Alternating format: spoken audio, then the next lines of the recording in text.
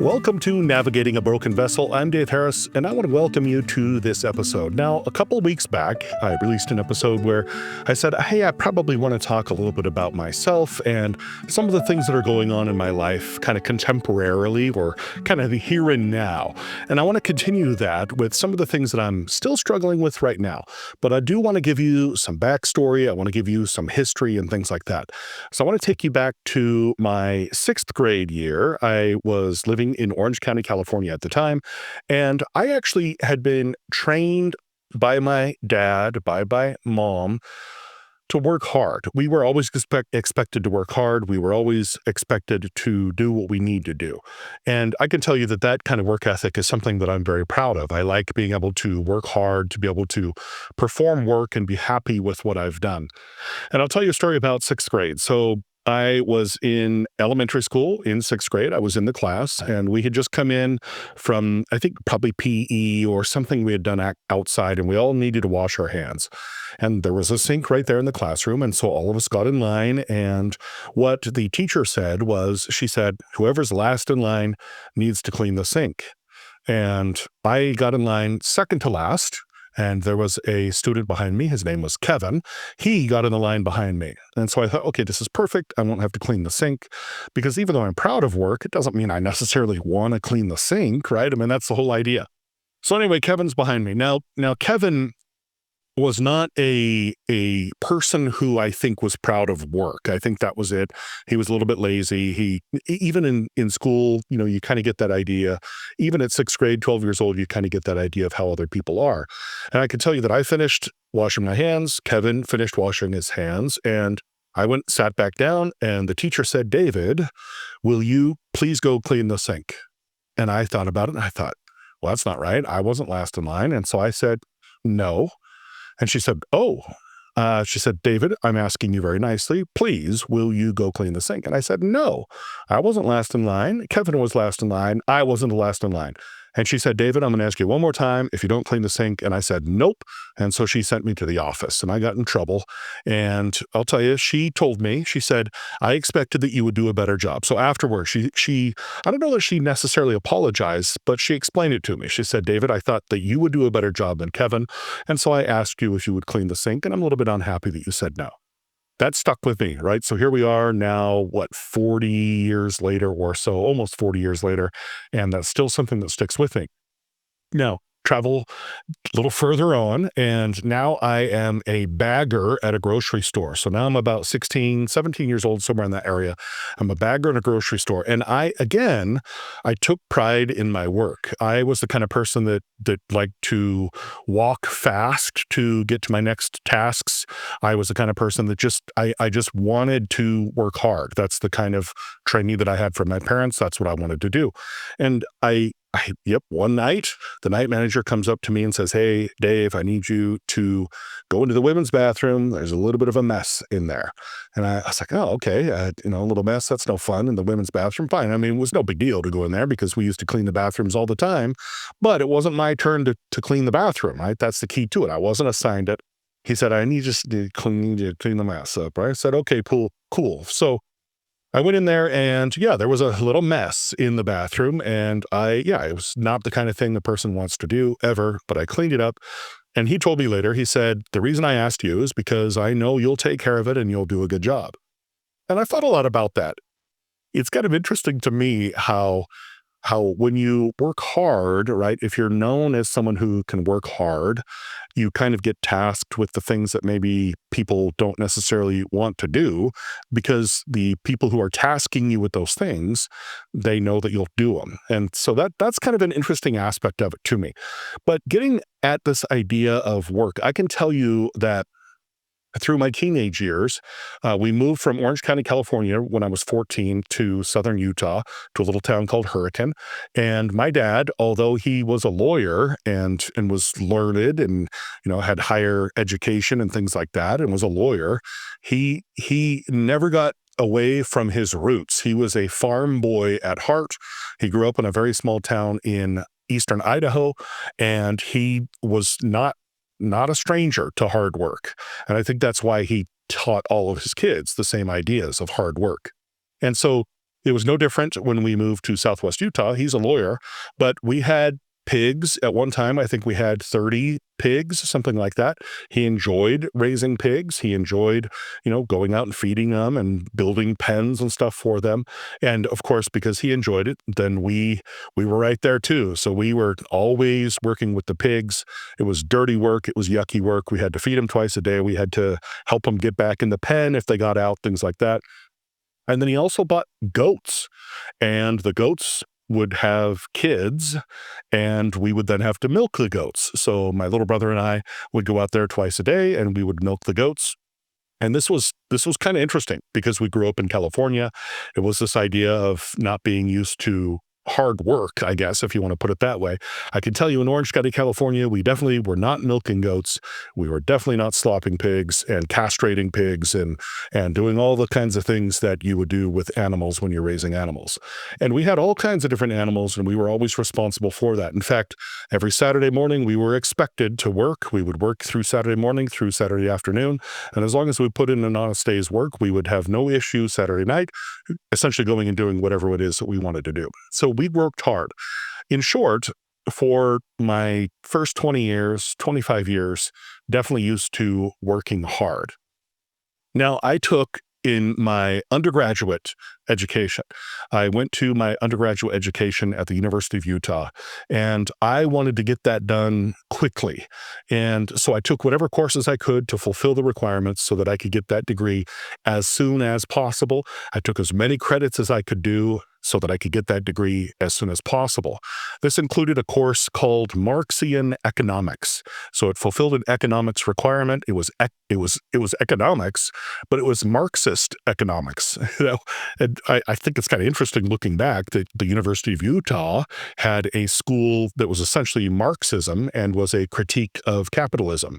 I remember the teacher even saying, and he was German, he looked a lot like Albert Einstein, and he said, "Just so you know, if you take this class, you probably will not want to put it on your resume." And maybe I sound Russian as opposed to German. I apologize to all the folks out there that know better. But anyway, in short, he was like, "Yeah, you want to be careful taking this class. It's a class on Marxism." And I can tell you, my role in my mind as a student was to defend capitalism and to talk about how the key to survival was both hard and smart work. That's what I said. I remember specifically talking about that, defending that perspective and that point of view, to say that what we need to do is just work hard and we need to work smart. And that if a person works hard and works smart, in other words, if they are willing to put in the effort, and if that effort is relatively intelligent, right? It's not just, being an idiot and just working hard, whatever. It was hard and smart work. That was the whole point of it. This I have no doubt, was based on my upbringing. I was brought up to value education, to value work as well. And so that idea of hard or smart work was definitely some of the things that I would be involved with. All right. So here we are today. So I just turned 49, I just started my 50th year, right? So I'm just about to turn 50, starting my 50th year. And what's interesting to me as we talk about contemporary Dave, as we talk about me in the present time, is I still value hard work. I still value smart work, but at the same time, I'm struggling with procrastination. I'm struggling with, frankly, I would just even call it laziness. I know that I can be successful if I just put in a little bit more effort, and yet that is not enough of a reason for me to do it, to actually start, if you want to think of it that way. As an example, so I have 3 master's degrees. I have a PhD. Now, I am going to give you some background, not to be prideful or not to have you look at me and be like, "Oh, look at this guy." It's not this idea of pride. I just am trying to explain where I'm at in my life. So I have 3 master's degrees. I have a PhD, and in my job right now, I am a technical trainer, and it's a contract job right now. It's not a full-time job. It's a contract job, but when I do these trainings, it's actually really decent pay. And so even though I don't work 40 hours a week, it's a decently paid job. And so when I do have work to do, i.e. to do these trainings, I'm able to receive a decent income. These trainings, as I said, I'm a technical trainer. This is really high level stuff. And again, not trying to brag. It's not all what I'm trying to do. I'm just trying to explain the situation.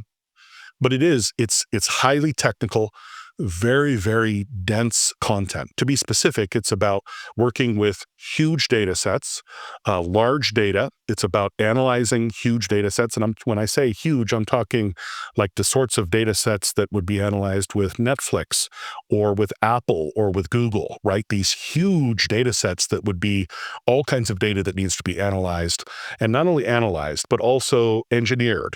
And so it's about these pipelines, these streaming data pipelines, and these batch data pipelines. It's about AI. It's about machine learning. All of these different things that are highly technical content. And my job as a technical trainer is to simplify this content to the audience that I am currently training. And I can tell you that the audiences that I work with, they are all over the world. Sometimes it'll be people in the UK, sometimes it's people in Australia or Singapore or India, and there are all kinds of different cultures. There are all kinds of different abilities as well, technical abilities and the ability to learning capabilities and things like that. Sometimes I'll have 3 people in the course, and sometimes I'll have 100 people in the course, right? So it requires a tremendous amount of adaptation. It requires a lot of knowledge, a lot of experience, and a lot of capability to keep people entertained almost, right? And still have them learn. Now, generally, these courses will be 4 hours. That's the normal amount, is 4 hours. Sometimes there are courses that are 2 hours. Other times the courses will be 8 hours. And so it just depends, generally 4, but sometimes 2 and sometimes 8. As far as the time span, sometimes it'll be 6 o'clock in the morning for me. Sometimes it'll be 1 p.m. Sometimes it's 9 p.m. And just the other day, actually 2 times this week, there were 2 8-hour blocks from 1 a.m. to 9 a.m., which for me, of course, and I think anyone out there would say, that's sleeping time, Dave. What are you doing working for an 8-hour shift during that time? That's the nature of the job, right? So it's time zones all over the world. It's all kinds of different people all over the world. My point in explaining this is that I have no doubt, my wife and I have talked about this many, many times. I have no doubt that with this knowledge, with this experience, with these capabilities, I know that I can be up here in my room that I'm in right now talking to you with my recording, my cameras and my microphones and things like that. I know that I could build trainings. I know that I could build my own courses. I know that I have the knowledge necessary to build the courses and have them really good based on my education, based on my experience. In other words, I've told my wife many times, I've told Shelley, I've said, Shelley, if I could just get the motivation, we could be millionaires. We could just be millionaires because I know that we could build these courses and create them and distribute them and go from there. Now, on various topics too. That's the thing. It's not just the company that I'm currently working for. It's all kinds of different topics. And I've kind of skirted around this idea for years now, frankly, for years, for at least 5 years. And even before I made a career change and got into this AI and big data role, I was still thinking about ways that I could produce video content, put it up on YouTube or some other platform, and see if I could make a few dollars that way with a little side hustle. That's kind of been my thing. And so the question is, and this is the ultimate question for me, is, Dave, you were the kind of person that would be asked to clean up a little mess in the women's bathroom. You're the kind of guy that would be asked to clean the sink in 6th grade because the teacher thought you'd do the best job. You're the kind of guy that's been trained by your parents to work hard. You have gotten lots of education. You've got a pretty decent job. You're successful. Why is it that I am having such a hard time pulling the trigger on this kind of thing? And of course, all of you who have watched and listened to previous episodes over the last few weeks would know, well, I have no doubt it's because of those things that Dave is dealing with, right? The things that he is working through on a daily basis. Now, the fascinating thing about this is that this is the 22nd episode, maybe somewhere in that line, of Navigating a Broken Vessel. So 22 episodes. This has been every week. So for 22 weeks, so we're getting close. 26 weeks, of course, is going to be the halfway point in a year. We're getting really, really close to having produced an episode every week for half a year, for 6 months, for 26 weeks. And that is huge. I mean, that is really huge. If you've listened to past episodes, you know that even sometimes getting here and turning on the equipment and sitting down and talking is just a struggle. And it really is. It really is. And so the idea of creating content and distributing that content on my own, though I have no doubt that I would be successful if I did this highly technical training, it's not enough of a motivation for me to actually do it. And so in terms of struggles, we talked a couple of weeks ago about other things that I'm struggling with in terms of loving God, right? We talked about loving God and loving the neighbor, and the neighbor, that's pretty easy, so to speak, but loving God, that's a hard thing, right? The scripture studying and so forth. These are the other aspects of it, right? Is that I just struggle with that motivation, with that laziness, and that's probably the wrong word. I agree. You're probably thinking, no, you're not lazy. It's just things you're dealing with. And I agree with that. It's just hard to come up with a good adjective to describe it apart from that's how I feel, right? It's kind of like, okay, well, you're being lazy. And I think other arguments could be made that would say something like, sometimes you're working 1 a.m. to 9 a.m. Sometimes, you're earning a living, you're doing just fine, that kind of a thing. And I can tell you that as I've had conversations with my therapist, things will work that direction as well, where I'll say, I just need to be happy with where I'm at. It's not that I'm not successful. I've got 4 kids. They're, the oldest is married, the others are working on it. And my youngest one's just about to graduate high school. He's starting his senior year this next year.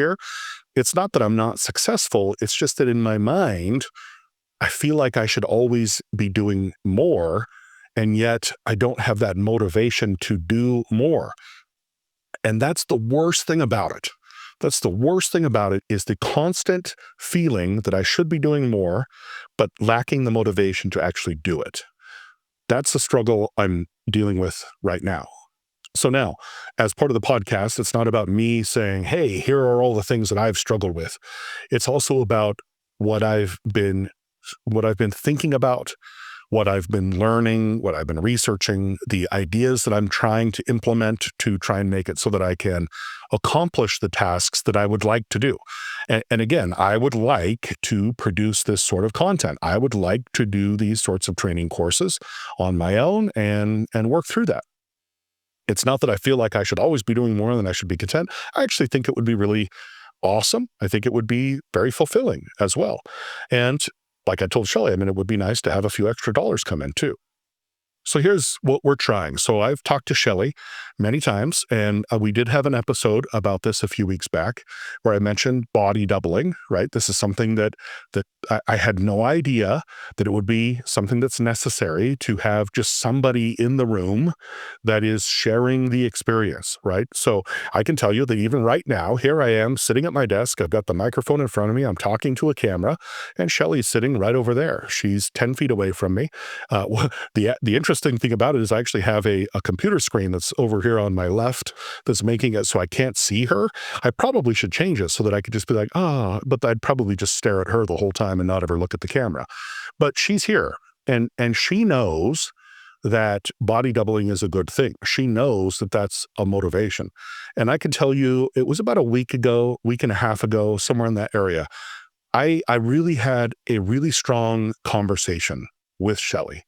And I said, all of the things that I'm telling you right now, I told her all these things. So she's aware that I have a desire to produce content, that I have the desire to make my own trainings.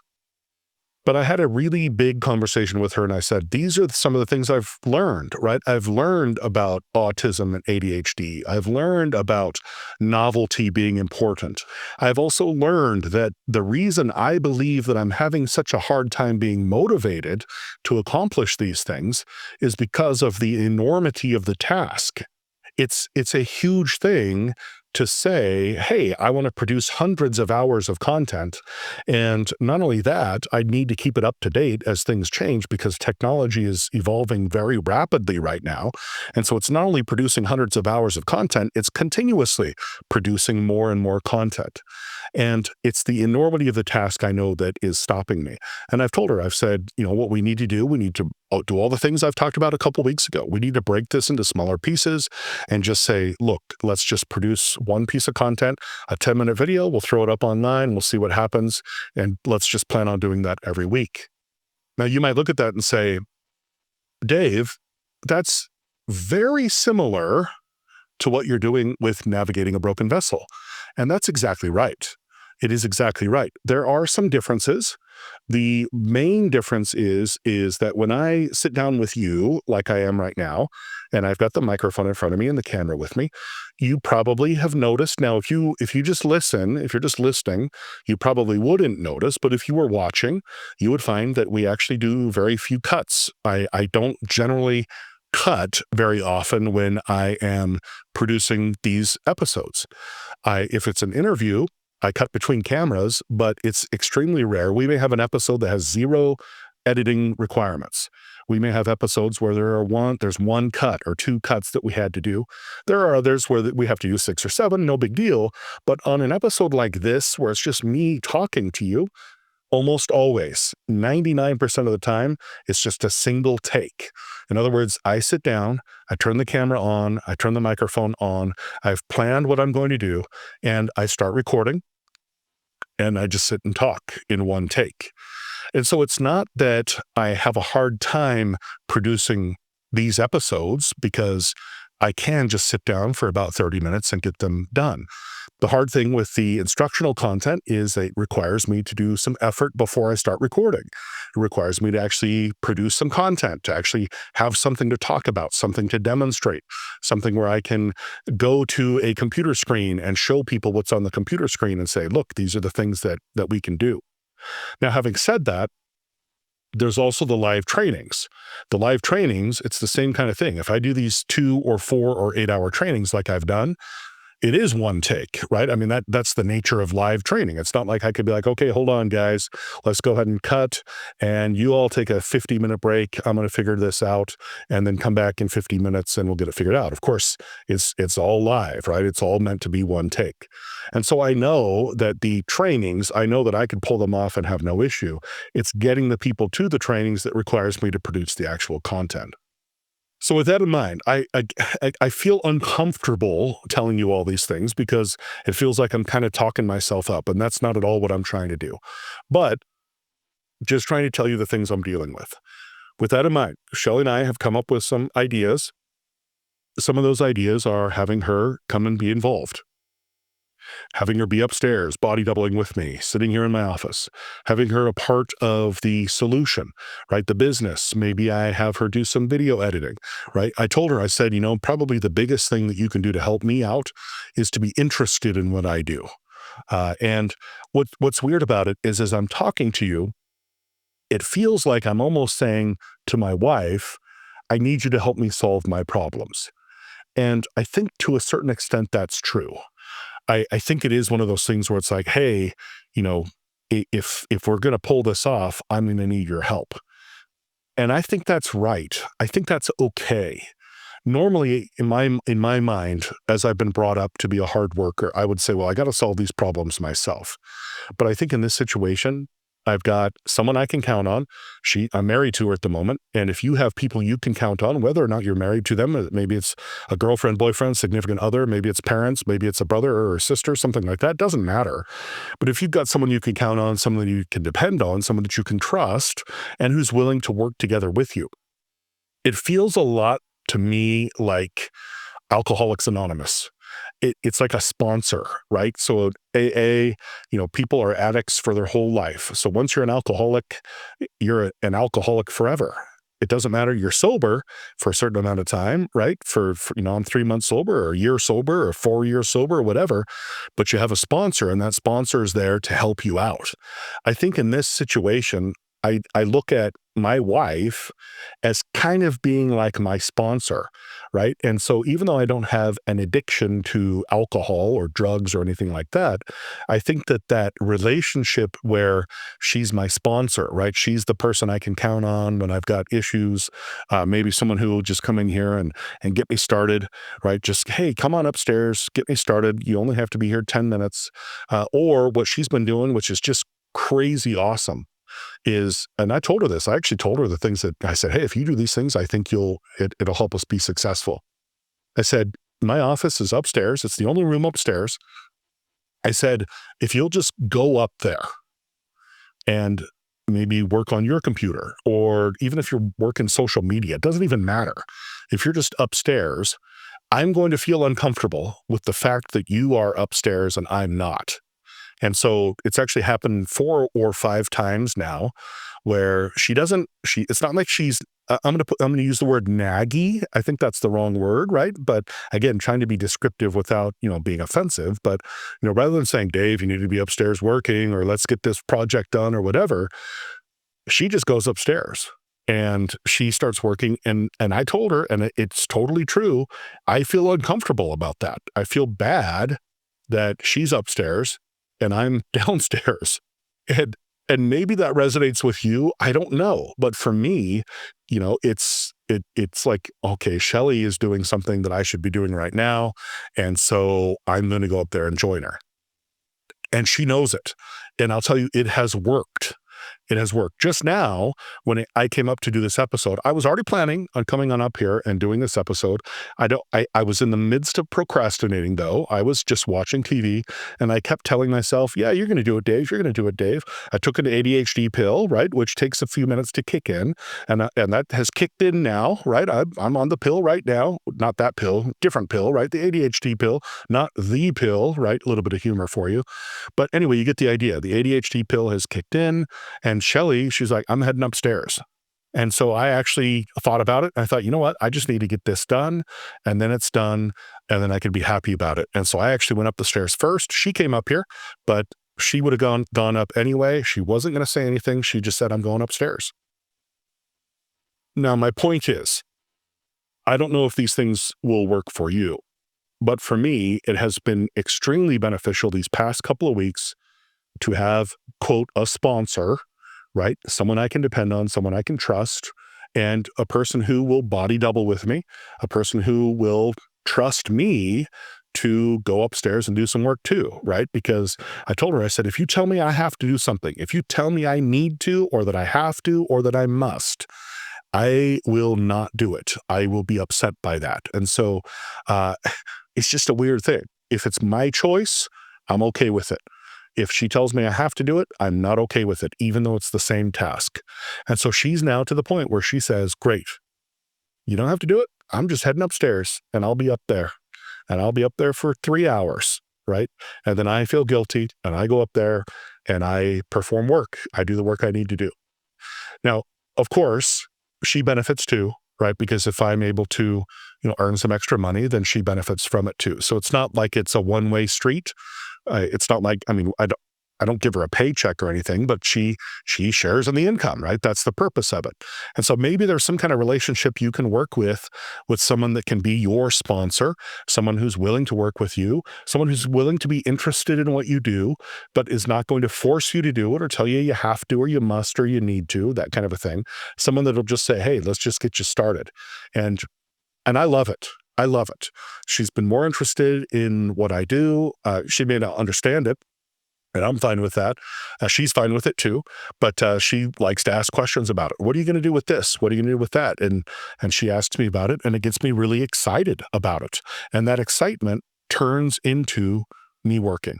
All right, now I feel like I've droned on and on about this, but it's just fascinating to me that I could go from a worker who's worked hard my whole life, And then all of a sudden here at the end, well, not necessarily the end of my life, but I'm definitely on the tail end of it, turning 50 here pretty soon.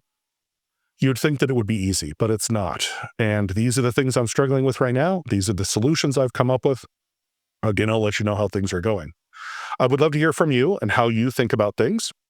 Navigatingabrokenvessel.com is the website. You can check out any episodes we've done so far. There's an episodes page in the upper right corner. You can go to Navigating a Broken Vessel on Facebook or Instagram, or send me an email, dave@navigatingabrokenvessel.com. I would definitely look forward to talking to you, and I'll respond back for sure. Appreciate all those who have commented on our Facebook page as well. I can tell you that last week was crazy. Our episode last week with Kim Dellis, just a great episode. She's just such a fantastic person. If you haven't seen it, go to the episodes page, check it out. It's the one we just released last week. Anyway, thanks so much, and I look forward to you joining me on the next episode of Navigating a Broken Vessel.